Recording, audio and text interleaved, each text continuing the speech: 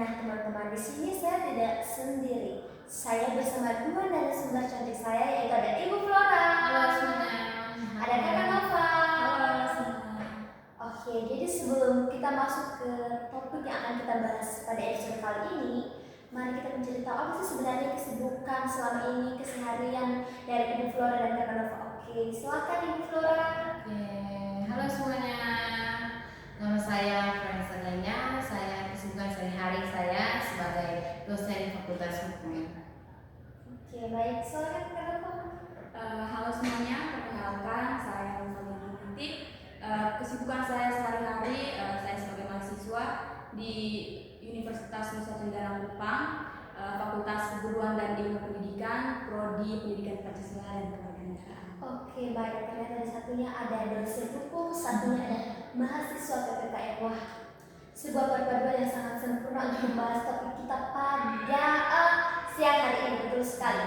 Nah, topik kita pada episode kali ini itu teman-teman itu sedikit sensitif ya. Kenapa saya bilang sensitif? Karena memang itu tuh kayak sangat-sangat familiar di telinga kita, tapi kayak hal-hal yang memang tidak bisa kayak kita membayangkan bahwa kita akan berada di posisi itu, yaitu kita akan membahas tentang hukum waris di Indonesia. Tentu saja hal-hal yang berkaitan dengan hukum waris itu hal-hal topik sensitif yang sering terjadi konflik, pertentangan, bahkan antar keluarga sekalipun. Nah, tanpa membawa waktu lebih lama lagi, saya akan bertanya kepada Ibu Flora. Nah, Ibu Flora, oke, ini pertanyaan saya ini klasik, tapi krusial. Apa sih sebenarnya definisi hukum waris dan bagaimana pembagian hukum waris itu di Indonesia? Oke, terima kasih Kakak Vanes. Jadi kalau kita berbicara tentang hukum waris itu pada dasarnya itu adalah aturan tentang bagaimana harta seseorang yang sudah meninggal dia beralih ke ahli waris begitu, ahli waris. Nah, di Indonesia ini sangat unik, kita mengenal ada 3 sistem hukum waris, yaitu ada hukum waris Islam, ada hukum waris perdata, dan ada hukum waris adat. Nah, kenapa ini sengketa di Indonesia itu sering terjadi begitu? Karena kurangnya perencanaan dari keluarga dan ada juga faktor emosional yang melekat pada harta begitu. Oke, itu kalau pengertian dari hukum waris. Oke, baik. Terima kasih Bu Flora. Ternyata memang hukum waris Indonesia itu sangat unik ya. Pada saat kata uniknya itu dan kebetulan saya baru tahu bahwa ternyata ada pembagiannya itu ada 3. Hukum waris Islam, hukum waris perdata, Islam dengan adat. Dan hukum warisnya itu dalam artian bahwa ini orang yang meninggalkan warisan itu saat sudah meninggal dunia baru diberikan kepada seseorang yang sudah dia wariskan harta-harta tersebut seperti itu. Oke, baik. Oke, baik. Saya akan bertanya lagi ke Kak Nova, boleh kan? Oke, jadi ini pertanyaan saya ini sedikit simpel saja. Misal sering terjadi di kalangan masyarakat Indonesia. Jika orang tua saya tidak meninggalkan wasiat, apakah pembagian harta itu dilakukan secara otomatis atau ada tata caranya atau prosedur yang harus kita lewati? Baik, izin menjawab. Belum tentu. Jadi itu tergantung sistem hukum yang dipakai. Dalam hukum perdata, pembagiannya itu biasanya sama besar antara anak laki-laki dan juga anak perempuan. Tapi kalau pakai hukum Islam, ada aturan faraid ya, yang membedakan anak laki-laki mendapat 2 bagian dan anak perempuan itu mendapat 1 bagian saja. Kalau dalam sistem adat, hukum adat, aturannya itu bisa berbeda tergantung daerah. Oke, baik. Terima kasih. Ternyata dari sistem mana yang ingin dipakai dalam pembagian hartanya? Kayak tadi mau Islam kah, perdata kah, atau adat? Oke, baik. Mungkin ada tambahan dari Ibu Flora sedikit? Oke, baik ya. Tadi saya mendengar dari pernyataan dari Kakak Nova. Jadi tadi itu ada 3 sistem hukum Islam tadi. Jadi di pembagian harta itu berbeda-beda antara hukum Islam, hukum adat dan hukum perdata begitu. Oke, baik. Terima kasih. Nah, lalu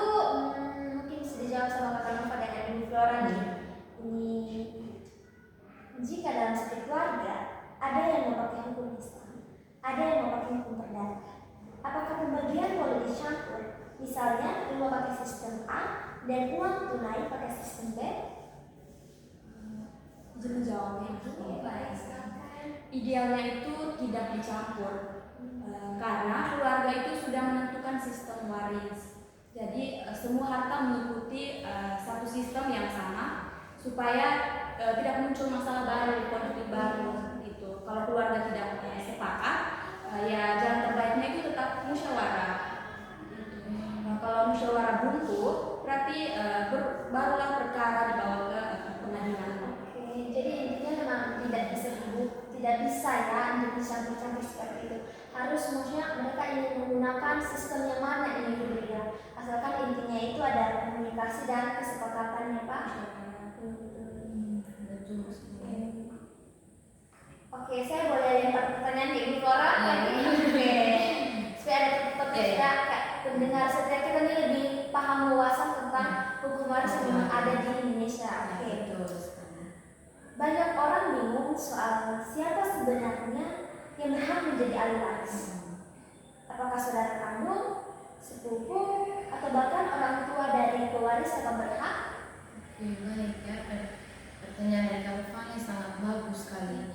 Nah, ini memang jadi sumber kebingungan di masyarakat Indonesia tentang pembagian hukum waris begitu.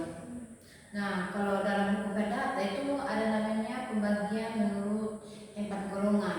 Nah, 4 golongan ini ada golongan 1 itu terdiri dari suami istri dan anak-anak.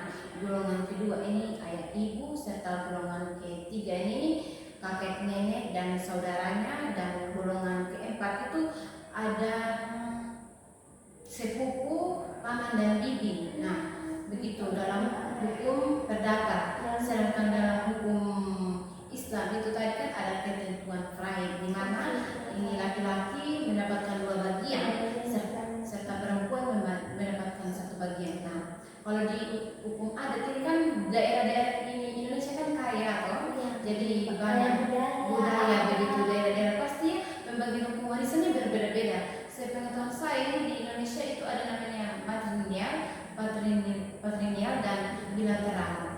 Begitu menurut sistem hukum perdata, hukum Islam dan hukum adat begitu. Memang kompleks sekali sistem hukum ya. Hukum waris, pembagian hukum waris yang ada di Indonesia memang. Maksudnya kayak hal-hal seperti ini yang akhirnya menyebabkan masalah menurut saya, pandangan pribadi saya. Apalagi jika di suatu daerah mereka sangat kental dengan namanya budaya, tapi mereka berada di negara hukum dan mereka beragama Islam. Kalian bayangkan bagaimana bingungnya mereka saat pembagian hukum waris tersebut. Jadi menurut saya itu jadi hal cekcok. Apalagi kayak kita jujur, kita ini manusia yang siapa sih yang tidak mau sejujur tidak mau warisannya serahkan katanya gitu kayak. Apalagi bilang ada anak laki-laki, ada anak laki-laki terus ada anak perempuan. Jatuhnya itu akan diskriminasi kepada anak perempuan kalau tidak menggunakan hukum perdata. Kalau tidak menggunakan, jadi akhirnya mereka hanya menggunakan hukum Islam dengan hukum adatnya saja. Katakan bilang bahwa ini 1/2 lebih banyak kepada anak laki-laki daripada anak perempuan. Itu dalam hukum Islam. Sedangkan di hukum adat kita lihat dulu daerahnya. Mereka penganut patrilineal atau matrilineal atau bilateral. Kalau bilateral, puji Tuhan, artinya baginya bakalan sama rata. Gak bakalan namanya pilih kasih lah ya, akhirnya jadi sengketa, bawa pengadilan dan akhirnya memperpanjang kasus yang memang harusnya tidak boleh terjadi. Apalagi kalau mereka saudara kandung kan, kasihan jadinya kayak kata itu guys. Ingat pembagian harta itu penting dalam keluarga karena kita tidak ingin terjadi sebuah konflik yang akan memecah sebuah keluarga hanya gara warisan. Ingat, harta warisan tidak dibawa mati guys. Stay tune. Oke. Saya tanya nih kepada Kakak Novandi. Saya sering mendengar istilah hibah dan wasiat. Apa bedanya dan mana yang lebih aman untuk mencegah konflik tentang harta warisan ini? Baik. Jadi wasiat itu berlaku setelah pewaris meninggal. Nah, itu pun nilainya tidak boleh lebih dari 1/3 harta kalau masih ada ahli waris lain atau ahli waris yang sah. Ya. Ya. Sedangkan hibah itu adalah pemberian harta ketika pewaris itu masih hidup. Oke.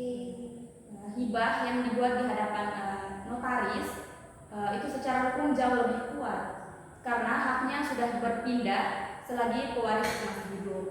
Harta itu tidak lagi menjadi harta warisan sehingga risiko sengketa itu jauh lebih kecil. Oke, baik. Ternyata kita sudah mendengar bahwa Ya, betul. wasiat dan hibah itu sama Beda. tapi beda. Oke. Betul. Ada hal-hal tipis membedakan karena maksudnya wasiat itu sesuatu yang dibuat setelah pewarisnya itu meninggal. Sedangkan hibah adalah pemberian dari ahli waris kepada pemberian dari pewaris kepada ahli waris. Nah, ada kesalahan kata tadi. Oke, sih ahli waris.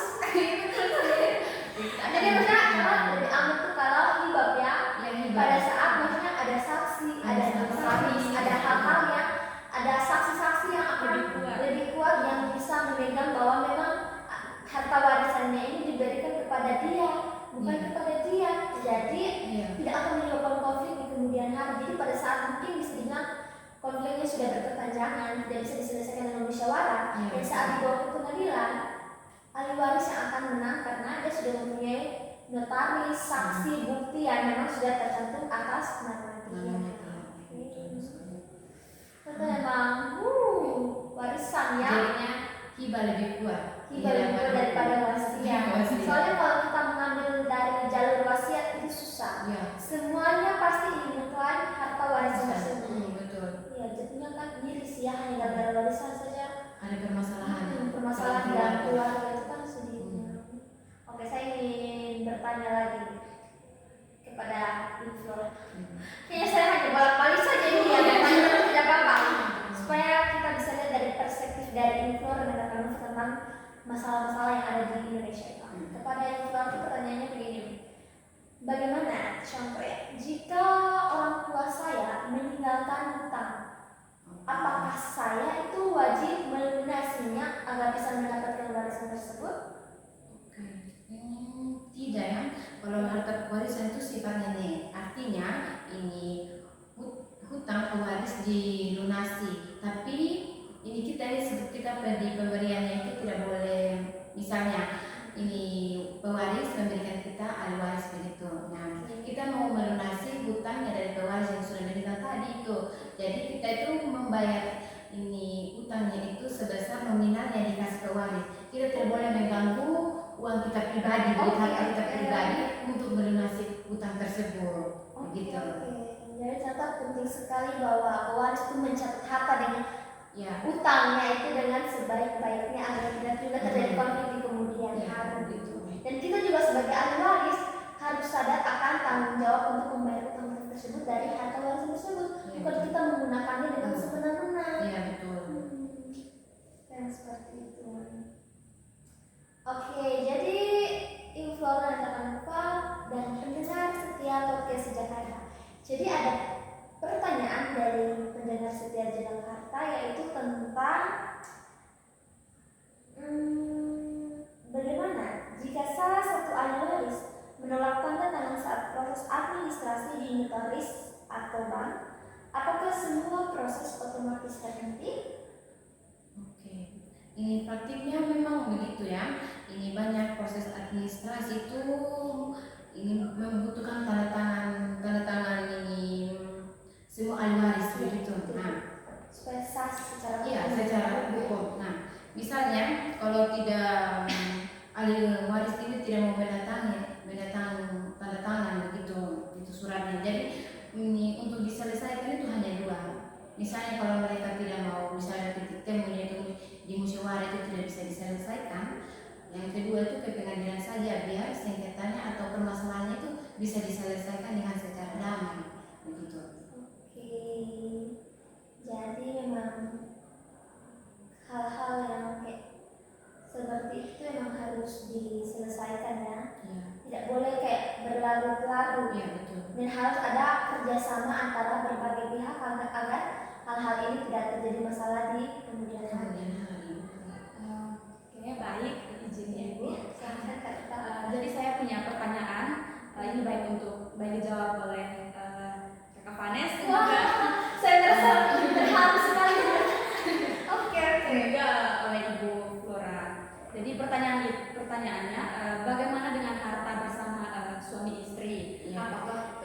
semuanya itu otomatis bisa jadi warisan. Oke, mungkin saya berikan kesempatan dulu kepada Tuan dan baru saya tambahkan sedikit. Soalnya bukan bidang ilmu saya nih ceritanya. Oke, ini om tentang hukum perkawinan. Nah, tadi tidak semuanya begitu dalam hukum perkawinan ini. Sebagian besar harta menjadi sebagian besar menjadi harta bersama begitu. Kecuali harta bawaan yang masing-masing dari pasangan suami istri tadi ini. Misalnya begitu.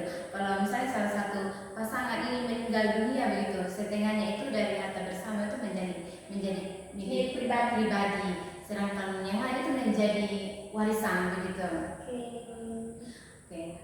Banyak juga keluarga tidak memahami ini hukum ini, karena hukum perkawinan ini itu yang menyebabkan masalah secara terus akan terjadi begitu. Terjadi konflik antara Ya, keluarga. terjadi konflik antara keluarga betul. Tidak Kemudian memahami. harta yang tidak sama rata di antara suami istri. Belum lagi kalau dari pihak istri atau pihak suami dari keluarganya, Iya. itu mengklaim bahwa mereka mempunyai hak. Apalagi kalau jujur saja mereka tidak memiliki keturunan, itu pasti akan sangat miris karena jujur itu akan menjadi sangat konflik keluarga. Ya, betul. Harta ini bagaimana ya saya menjelaskannya, itu hal-hal yang jujur di dunia ini semua masalah itu bermula dari warisan. Ya, betul, dan warisan. Hal-hal yang kita inginkan, padahal secara jujur atau secara hak dan kewajiban itu tuh bukan hak milik kita, hak yang memang oke, kita harus membaginya secara sama rata karena memang ada kontribusi kita di dalam harta warisan tersebut. Ya. Tapi kalau ada lagi, kalau misalnya dia punya anak, kalau dia punya anak misalnya begitu. Misalnya anaknya ini sudah, kalau kita bilang umur 23, 25, karena mereka sudah tahu tentang pembagian warisan tuh. Dia cakap hukum. Misalnya keluarganya ada suami, ada istri dan anak-anaknya. Anak-anaknya ini juga kalau mau mendapatkan ini bagian, juga pasti mereka akan melawan. Itu akan terjadi permasalahan begitu di keluarga. Begitu. Sedih sih kalau apalagi kalau kedua orang tua maksudnya maaf ya, kedua orang tua mereka sudah meninggal dunia. Iya. Tersisa anak-anaknya.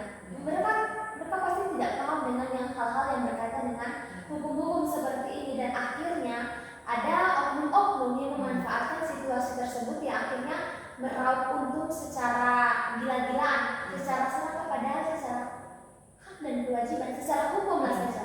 Mereka itu tidak pantas. Karena tadi seperti yang sudah dijelaskan oleh Ibu Flora, Kakak Nova, bahwa di hukum perdata, golongan pertama itu suami istri atau anak, baru golongan berikutnya. Di adat juga seperti itu, diutamakannya itu anak, istri atau suami, patrilineal, matrilineal, bilateral. Dan di hukum Islam pun berlaku seperti ini, walaupun memang sedikit diskriminasi karena ini dua sepertiganya itu lebih banyak kepada kakak laki-laki dan anak laki-laki, ya perempuan hanya dapat 1/3, tapi kan prinsip utamanya itu tetap anak, bukan orang-orang yang berklaim bahwa mereka dapat benar ketika datang rosters bahwa itu harta saya, padahal walaupun hanya hubungan darah yang hanya sedikit kecil sedikit. Tapi kan kita harus lihat golongannya dulu ya. Golongan 1 harus diutamakan. Begitu. Baru kita menurut golongan 2, 3, 4 dan seterusnya seperti itu. Lalu ini juga sebenarnya pertanyaan krusial menurut saya. Maksudnya warisan ini masih sengketa nih. Apakah sengketanya ini, contohnya bilang tanah sengketa. Apakah tanah itu masih bisa diwariskan atau tidak? Apa yang menjawab? Ibu Flora atau Kakak? Ibu Flora. Oke, banyak emang bidang ilmunya kayak jujur lebih banyak Ibu Flora, soalnya dosen hukumnya harusnya kuat hal-hal yang seperti itu. Dalam sengketa apa tadi? Sengketa tanah saja, bisa harta warisan yang disengketakan.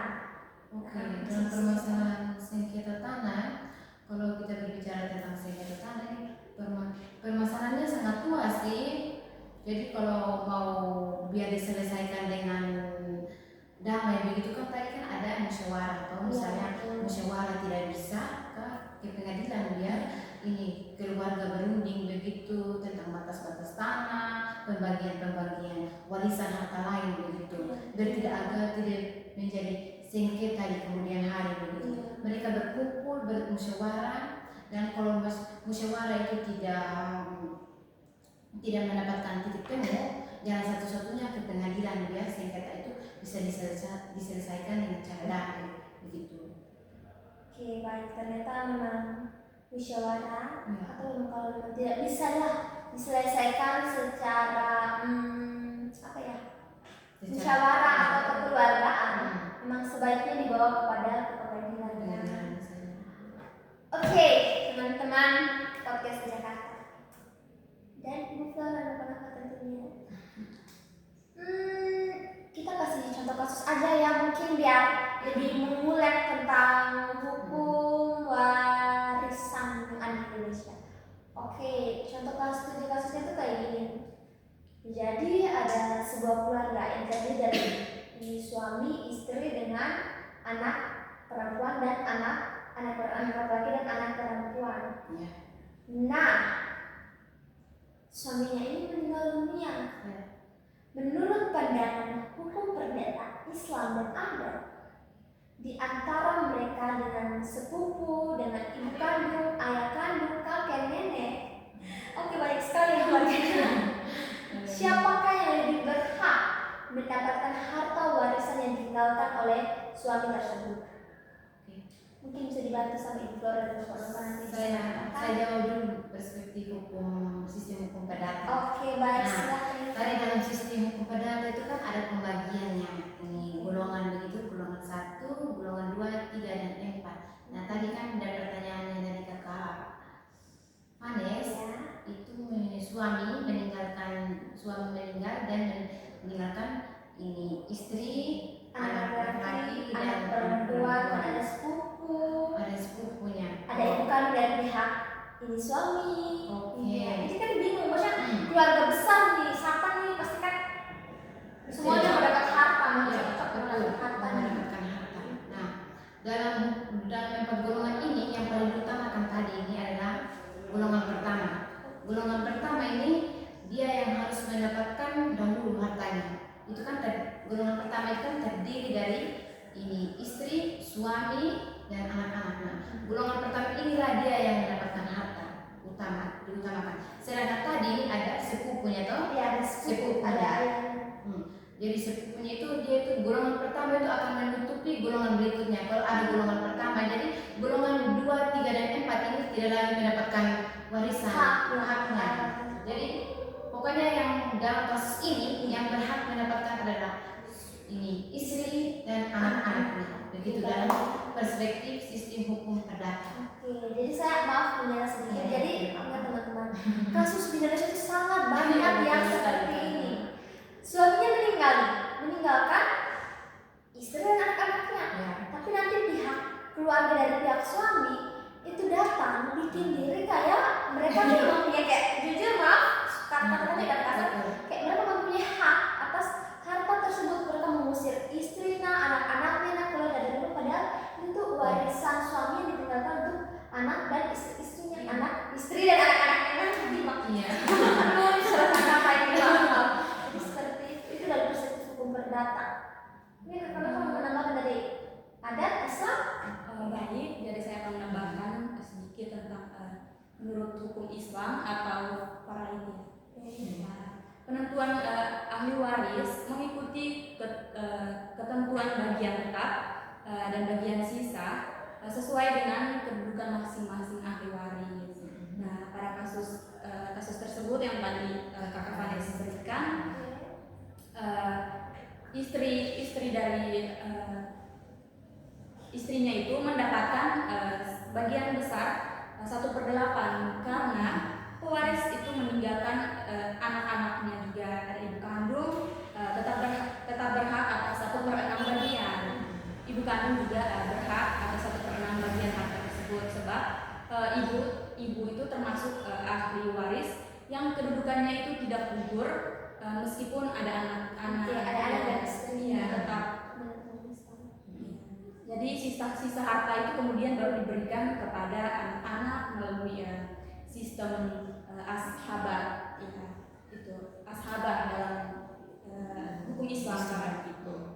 Iya, dengan ketentuan anak laki-laki itu menerima 2 kali jumlahnya dibandingkan dengan anak perempuan seperti yang tadi kita berbincangkan dari awal itu ya. Sementara saudara kandung dan sepupu tidak memperoleh bagian karena keberadaan anak-anak membuat kedudukan mereka itu gugur. Jadi lebih mementingkan anak-anak duluan. Ya, istrinya, kemudian anak-anak. Nah, karena itu pembagian yang seharusnya juga dibagikan kepada sepupu, saudara-saudara itu gugur karena masih ada anak-anaknya yang harus dibagikan. Dengan begitu ahli waris hukum Islam, menurut hukum Islam ini terdiri dari istri atau ibu dan juga anak-anak kandung. Oke, jadi maaf.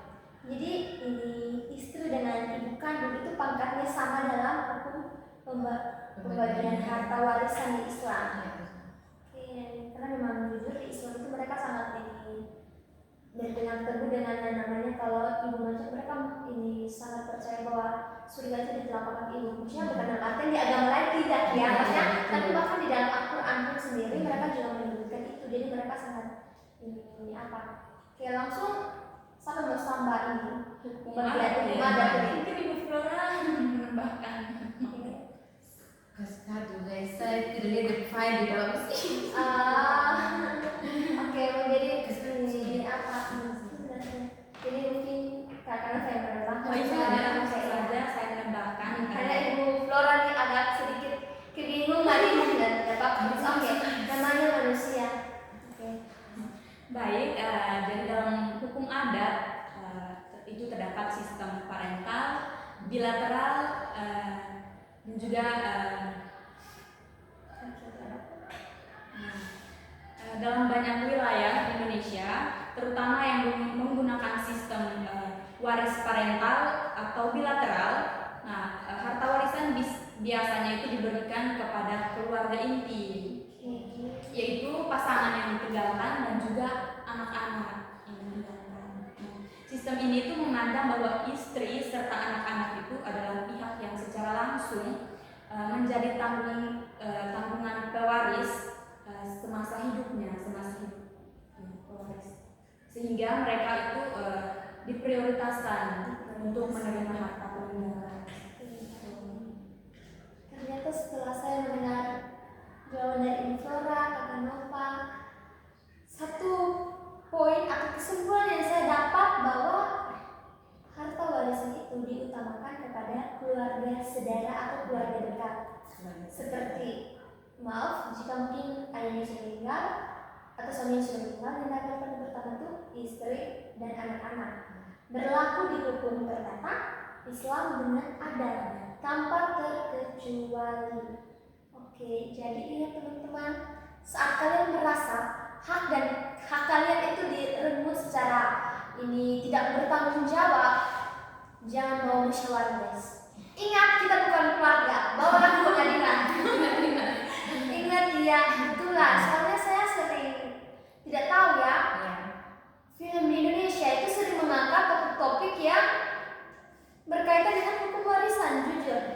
Yang sering berkaitan dengan hukum warisan seolah dan itu bikin kayak nanti dari pihak ini keluarga, dari ayahnya, suaminya ini datang usir mereka, padahal Mereka yang punya betul sekali mereka yang punya hak untuk ini mendapatkan warisan tersebut, bukan pihak keluarga ayahnya. Aduh, ini berarti memang kurang pemahaman warga Indonesia ini, kurang sosialisasi yang menurut saya. Karena di film-film misalnya yang kita yang nonton film Indonesia tuh. Itu begitu. Dan ngomong lihat TV-nya. Dan bisa. Nah, itulah film-film di Indonesia. Film Indonesia banget yang modelan kayak filmnya ini kan harus nonton atau belajar ilmu tentang hukum warisan dan biar bikin film itu ya jangan aneh-aneh. Kan kita nonton seolah-olah mereka paling tersakiti, padahal itu memang hak dan kayak harta milik mereka gitu kan.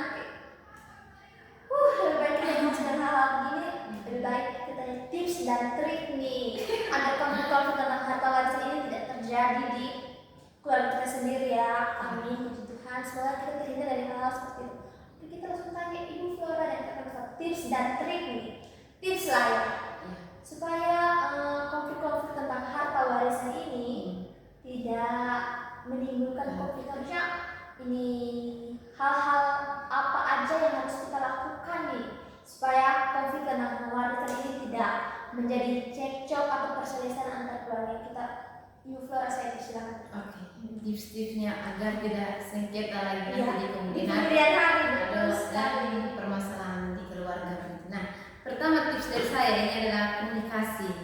Ini komunikasi itu adalah secara terbuka kepada keluarga dan kerabat-kerabat begitu, agar nanti tidak menjadi sengketa begitu atau permasalahan di keluarga. Komunikasilah dan musyawarah dengan baik. Nah, yang kedua itu mulailah kita merencanakan pembagian harta sejak dini, misalnya pembagian warisan yang diberikan kepada anak, istri, suami begitu yang ditinggalkan begitu.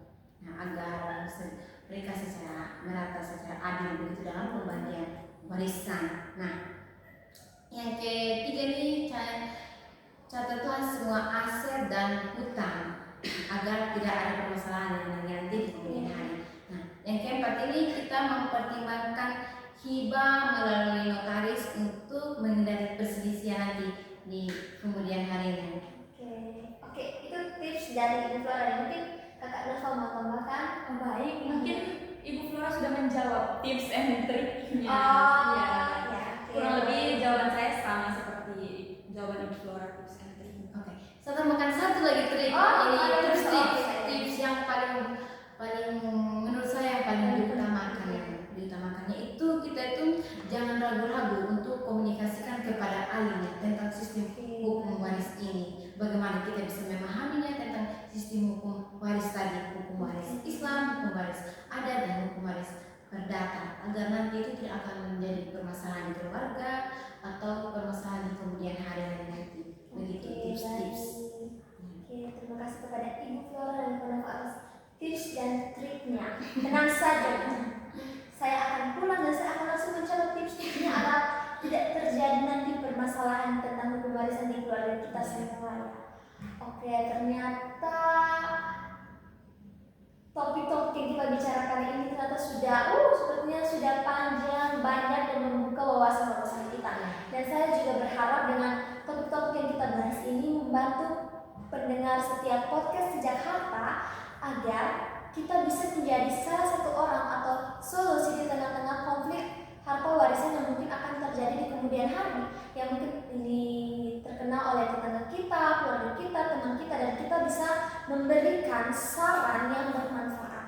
Oke, mungkin itu saja dari saya dan sampai jumpa di episode berikutnya.